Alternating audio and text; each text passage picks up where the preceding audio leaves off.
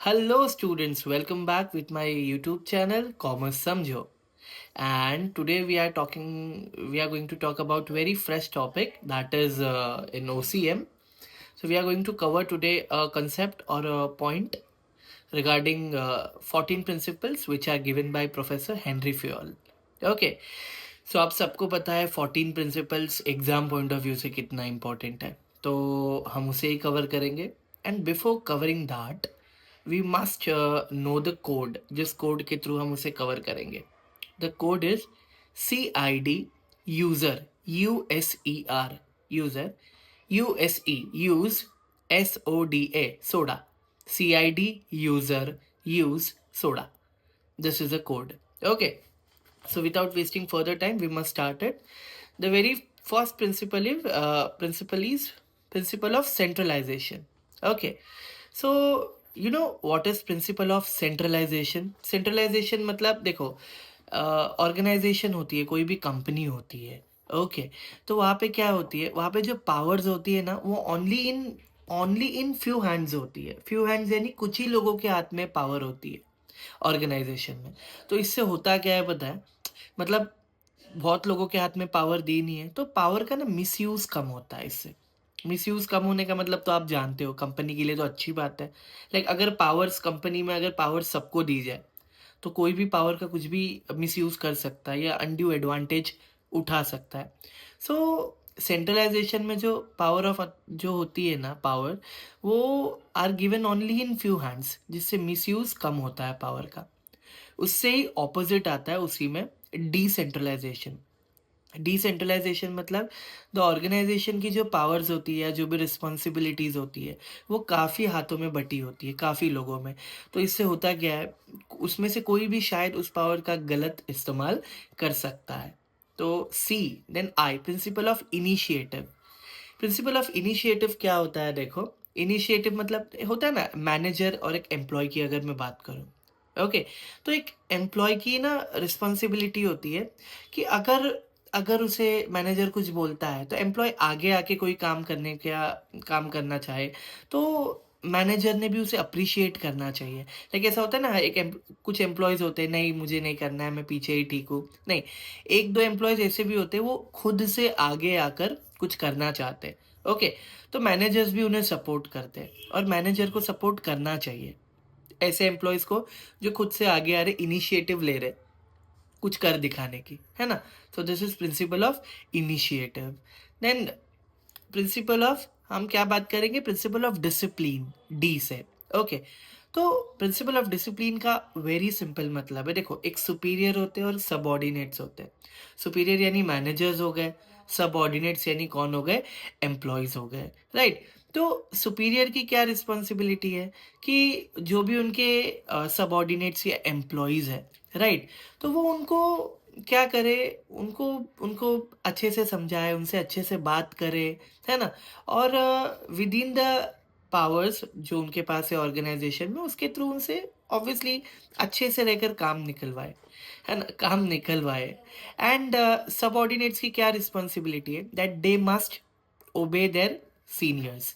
यानी उन्होंने अपने से बड़े जो है ऑर्गेनाइजेशन में, उनसे ऊपर पोस्ट पर है, येट उनकी रिस्पेक्ट करनी चाहिए वो लोगों ने, है ना. इससे क्या होगा, ऑर्गेनाइजेशन में एक हेल्दी रिलेशन बना रहेगा between superior and subordinate. Obviously उन्हें ओबे करना चाहिए अपने सीनियर्स को, यानी उनकी बात सुननी चाहिए, उन्हें डिसओबे नहीं करना चाहिए. देन हम बात करेंगे principle of unity of command. Okay, principle of unity of command काफ़ी काफ़ी इंपॉर्टेंट है. यूनिटी ऑफ कमांड क्या बोलता है पता है, यूनिटी ऑफ कमांड बोलता है, देखो हमें ऐसा होता है सुपीरियर और सबऑर्डिनेट की अगर हमने बात की, बराबर, अगर यहाँ पे वन बॉस है, ठीक है, तो वन एम्प्लॉय होना चाहिए, वन बॉस वन एम्प्लॉय, है ना. तो इससे होगा क्या, इससे होगा यूनिटी ऑफ कमांड का मतलब ही है कि एक पर्सन ने, ठीक है, हमें ऑर्डर एक ही पर्सन से मिलना चाहिए, ना कि मैनी पर्सन से. अगर मैनी पर्सन से हमें ऑर्डर मिलेगा एज ए एम्प्लॉय तो मैं क्या हो जाऊंगा, कंफ्यूज हो जाऊंगा. Let us understand with the help of example.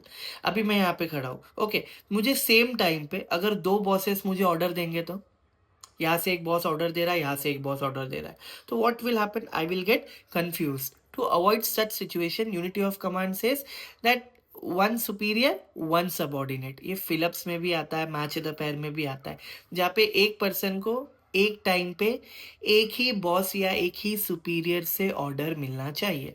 Yes. Now unity of direction. Unity of direction का एक कोट है, दैट इज, हम उसे साथ ही में बात कर लेते हैं.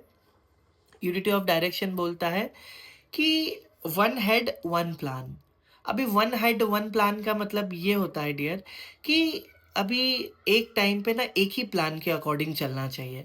तो इसे suppose very simple thing logically देखा जाए, if I am working in an organization और एक ही टाइम पे दो प्लान्स पे वर्क चल रहा है, तो चलेगा क्या? No, that is not at all possible. Plan B तभी यूज करना चाहिए जब प्लान ए वर्क ना करे या प्रॉपरली काम नहीं कर रहा हो, then you can use plan B और ऑल्टरनेट प्लान, है ना. तो this is about unity of direction, one head one plan. Okay, तो हमने देखा CIDUS से principle of stability of tenure. Principle of stability of tenure क्या होता है? बहुत इंपॉर्टेंट है. अभी ऑर्गेनाइजेशन में एम्प्लॉयज वर्क कर रहे हैं, राइट. अगर ऐसा हो जाए, किसी एम्प्लॉय को ऐसा लगे, पता चले कि वो तो परमानेंट नहीं है यहाँ पे, उसको तो कभी भी निकाला जा सकता है, तो पता है इसका अर्थ क्या है? इसका सिंपल मीनिंग ये है कि एम्प्लॉयज है ना, कभी भी उस ऑर्गेनाइजेशन में होल हार्टेडली या एफर्ट डाल के काम नहीं करेंगे, क्योंकि उन्हें पता है एट द एंड कितना भी कुछ करेंगे, क्या ऑर्गेनाइजेशन में उन्हें कोई वैल्यू तो नहीं मिलने वाली, क्योंकि उन्हें कभी भी निकाल जाएगा. उनके जॉब की सेफ्टी या सिक्योरिटी नहीं है. ऑन दी अदर हैंड, अगर कोई एम्प्लॉयज वर्क कर रहे हैं और उन्हें ऐसा बोला जाए, ओके यू आर परमानेंट है, आपकी जॉब की सिक्योरिटी है, तो वो एम्प्लॉय एफर्ट्स दिखाएगा, वो एम्प्लॉय दिल से काम करेगा. तो स्टेबिलिटी ऑफ टेन्योर बताता है कि एम्प्लॉयज़ की, अगर वर्क कर रहे हैं एम्प्लॉयज़, तो उनको जॉब में सेफ्टी मिलने पे क्या असर पड़ता है, और अगर उनको जॉब सेफ्टी ना हो, यानी कभी भी निकाल दे सकते, तो क्या असर पड़ता है ना. USE principle of esprit de corps. Esprit de corps आपको पता है उसका अर्थ क्या है? That is unity is strength, है ना. एक से भले दो, दो से भले तीन, तीन से भले 10. सिंपल मीनिंग, अगर एक पर्सन कोई ऑर्गेनाइजेशन में वर्क कर रहा है, राइट, तो शायद एक पर्सन उतना अच्छे से ना कर सके जितना एक टीम अच्छे से कर सके, है ना. टीम क्या होता है? टीम उन्हीं को बोला जाता है, यानी टीम एग्जैक्टली मीन्स व्हाट, जहाँ पे सब इंडिविजुअली अपने आप को प्रूव करने ना लगे हो, they are working as a team. है तो 10 लोग, लेकिन पूरे सारे एक के बराबर है. लाइक ऐसे, लाइक एक होता है ना, एक अपने आप को प्रूफ करने निकला है, दूसरा अपने आप को प्रूफ करने निकला है. No, that is not. जितने भी लोग एक टीम में होते हैं, they all are equal and सारे एक एक होते हैं. ओके, दैट इज यूनिटी, है ना. तो एकता है उनमें. So that simply means what, एक से भले अगर ज्यादा लोग हो तो they can easily achieve target with in the time frame, and they can achieve the target efficiently, यानी विदाउट वेस्टिंग टाइम और proper work, that is efficiency, है ना. सो उसके बाद आता है CID user, USER principle of remuneration. Very very very important. Remuneration का मतलब क्या होता है? Salary.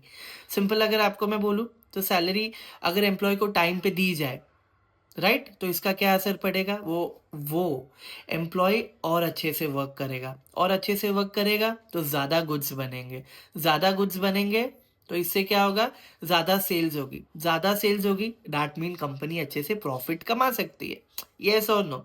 On the other hand, अगर एम्प्लॉय को टाइम पे सैलरी ना मिले, that is delay in salary, that means वो टाइम पे काम नहीं करेगा, गुड्स नहीं बनेंगे, गुड्स नहीं बनेंगे, सेल्स नहीं होगी, and thereby the profit of company will decrease, कम होगा. तो टाइम पे सैलरी देना कितना इम्पैक्ट करता है एक ऑर्गेनाइजेशन में एम्प्लॉयज को, है ना. उसके बाद हमने CID यूजर हो गया, यू से हमने कर लिया unity of command, unit of direction, sorry, ठीक है. यूजर US प्रिंसिपल ऑफ, उसके बाद क्या आता है? Scalar chain. स्केलर चेन क्या होता है? देखो, स्केलर चेन एक कंसेप्ट से जुड़ा है, उसके साथ और एक कंसेप्ट आता है gang plank, GANG, gang PLANK, plank, gang plank. तो इससे होता क्या है? देखो, स्केलर चेन क्या बोलता है, ये दोनों कम्युनिकेशन के लिए बने हैं. सबसे पहले तो किसी को यही नहीं पता होता कि स्केलर चेन और गैंग प्लैंक का काम क्या है. तो ये दोनों बने कम्युनिकेशन ऑर्गेनाइजेशन में, जिसका और सिंपल में बोलूँ तो फ्लो ऑफ इंफॉर्मेशन. कंपनी में कैसे एक पर्सन से दूसरे पर्सन को, दूसरे पर्सन से तीसरे पर्सन को कैसे हम इंफॉर्मेशन ट्रांसफ़र करते हैं कंपनी में। तो स्केलर चेन क्या था? स्केलर चेन ऐसा था कि ना वो इनडायरेक्ट फ्लो था। यानी ए को जानकारी देनी है आपको, तो बी को बताना पड़ेगा, फिर बी सी को बताएँगे, सी डी को बताएँगे। तो ये काफ़ी टाइम कंज्यूमिंग था। यानी इसमें इन्फॉर्मेशन तो ट्रांसफ़र होती थी एक पर्सन से दूसरे पर्सन को, लेकिन वक़्त बहुत लगता था। लेकिन on the other hand gang plank क्या है? Modern way, direct way of communication था, जहाँ पे एक एक ट्रायंगल में सेम लेवल ऑफ एम्प्लॉयज एक दूसरे से कनेक्ट कर सकते हैं, एक ब्रिज बना के। तो इससे क्या होता है? इंफॉर्मेशन एक पर्सन से दूसरे पर्सन को इजीली ट्रांसफर हो सकती है विदाउट वेस्टिंग मोर टाइम। तो इमीडिएट इंफॉर्मेशन ट्रांसफर होती है, टाइम कंज्यूम नहीं होता है ना? और ये process direct flow of communication होता है, जबकि स्केलर चेन क्या है? इनडायरेक्ट फ्लो ऑफ कम्युनिकेशन, है ना? So people usually adopt both, organisation to organisation depend करता है whether they want to go with scalar chain और gang plank. Okay, U S हो गया, फिर हमें ई आता है। ओके, सो ई से हमारे लिए क्या आता है? ई से हमारे लिए आता है principle of equity. Principle of equity बहुत सिंपल है, ये बताता है दैट किसी के कलर, कास्ट, क्रीड, है ना, उसकी जाति, उसके कलर, उसके जेंडर, किसी चीज़ को लेकर एम्प्लॉयज़ को जज नहीं करना चाहिए। अगर आपको उन्हें कंपेयर करना है, अगर आपको उन्हें कुछ बोलना है, तो से on the basis of their work, उनके काम के स्किल के बेस पे उनको बोलो, ना कि उनकी जात को लेकर, उनके कलर को लेकर, या उनका सेक्स जो भी उनका मेल फीमेल जो है उसको लेकर उनको जज नहीं करना चाहिए। जैसे पहले टाइम पे होता था, अगर फीमेल पर्सन है तो उसे ऊंची पोस्ट पे रखना, तो ये लोगों को बर्दाश्त नहीं होता था। But today it is a modern world, यहाँ पे ऐसा नहीं होता। Male and female both are equal, at least at the organization, at the work place. दोनों समान होते हैं, दोनों में कोई भी डिस्क्रिमिनेशन मतलब भेदभाव नहीं करना चाहिए। Hope you got it. Okay, C I D user use. Okay, use के बाद क्या आता है? S O D A, soda. S से आता है सबरोगेशन या subordination of individual interest to general interest. इसका ये अर्थ होता है, ये प्रिंसिपल का मतलब, देखो, कंपनी दो तरीके के एम्प्लॉयज देखती है। एक एम्प्लॉय कंपनी ऐसा बोलती है जो खुद के ड्रीम्स को अचीव करने ऑर्गेनाइजेशन में आया है, और दूसरा एम्प्लॉय ऐसा होता है, वो बोलता है कंपनी के साथ मैं ग्रो करना चाहता हूँ, अगर कंपनी ग्रो करेगी तो मेरा भी ग्रोथ होगा, मेरा भी लाइफस्टाइल है वो चेंज होगा। तो आपको सिंपली पता है कंपनी किसको प्रायोरिटी देगी? ऐसा पर्सन जो खुद के गोल्स के बारे में ना सोचते हुए कंपनी के गोल्स के बारे में सोचता हो, है ना? तो ये जो individual interest to general interest वाला कंसेप्ट है, यहाँ पे ऐसा ही है। कंपनी ऐसे एम्प्लॉयज़ को ज़्यादा फेवर में रखती है, ज़्यादा प्रायोरिटी देती है जो एम्प्लॉयज़ अपने ड्रीम से पहले कंपनी के ड्रीम्स के बारे में सोचते हैं, कंपनी के टारगेट के बारे में सोचते हैं, या कंपनी के ग्रोथ के बारे में सोचते हैं, इंस्टेड ऑफ वो एम्प्लॉय जो जॉब इसीलिए करते हैं that they want to earn money and get house. और ऐसा नहीं है कि ऐसे एम्प्लॉय को कंपनी कोई वैल्यू नहीं देती, वैल्यू देती है, पर वैल्यू किसकी ज़्यादा है या प्रायोरिटी किसको ज़्यादा है? वो एम्प्लॉय जो अपने बारे में ना सोचते हुए पहले किसके बारे में सोचता है? कंपनी। कंपनी उन एम्प्लॉयज़ को अच्छे से समझती है और उनकी वैल्यू कंपनी में ज़्यादा होती है। Okay, S. फिर आता है principle of order. Principle of order क्या है? बहुत सिंपल, बच्चों को समझ ही नहीं आता प्रिंसिपल ऑफ ऑर्डर क्या है। प्रिंसिपल ऑफ ऑर्डर सिंपल ये बताता है दैट, देखो, सिंपल अगर मैं आपको मीनिंग बोलूँ, अगर देखो आपके पास कुछ चीज़ के बारे में बात करते हो, that is money. Okay, material हो गया, ठीक है, और मैन फोर्स हो गया, दैट इज एम्प्लॉयज, वर्कर, जो भी आप बोल लो। सपोज करो कोई एक प्लेस है, वहाँ पे मटेरियल है, लेकिन वहाँ पे वर्कर एम्प्लॉयज नहीं है, तो क्या काम होगा क्या? नहीं, नॉट पॉसिबल। सिंपली वहाँ पे आदमी यानी वर्कर पहले से मौजूद है, पर वहाँ पे काम करने के लिए मटेरियल ही नहीं है, चलेगा? अगेन नहीं चलेगा। क्या सिंपल होना चाहिए? मटेरियल भी अवेलेबल होना चाहिए और उस पर काम करने वाले वर्कर्स भी अवेलेबल होना चाहिए। That is right thing at right place and on right time. सही जगह पे, है ना, राइट थिंग, सही काम होना चाहिए, एट राइट प्लेस, सही जगह पे, एंड एट राइट टाइम, सही वक्त पे, है ना?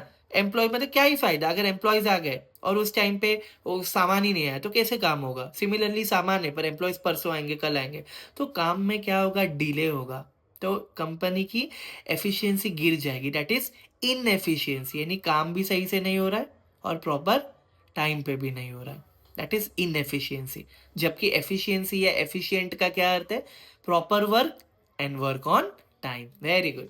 नेक्स्ट इज आपने देखा SOD, है ना, principle of division of work, सबसे पहला ही प्रिंसिपल है हमारे लिए। So principle of division of work क्या बोलता है, principle of division of work बोलता है कि अगर किसी एम्प्लॉय को आप काम असाइन कर रहे हो, वर्क असाइन कर रहे हो, तो किस बेसिस पे करो, उनकी क्या क्वालिटी है, उनकी क्या स्किल्स है ना। सपोज करो there are 2 employee, one is computer जिन्होंने किया है, दूसरे एम्प्लॉय जो फिजिकल वर्क यानी सामान उठाने में फिजिकल वर्क ज़्यादा करते हैं। तो कंपनी के पास 2 काम है, एक कंप्यूटर पे बैठ के अकाउंटिंग करना है और एक सामान उठा के एक जगह से दूसरी जगह गोडाउन में शॉप में रखना है। तो कंपनी कौन से काम में किसको चुनेगी, सिंपल सी बात है, कंप्यूटर वर्क है तो मिस्टर ए को चुनेगी, राइट।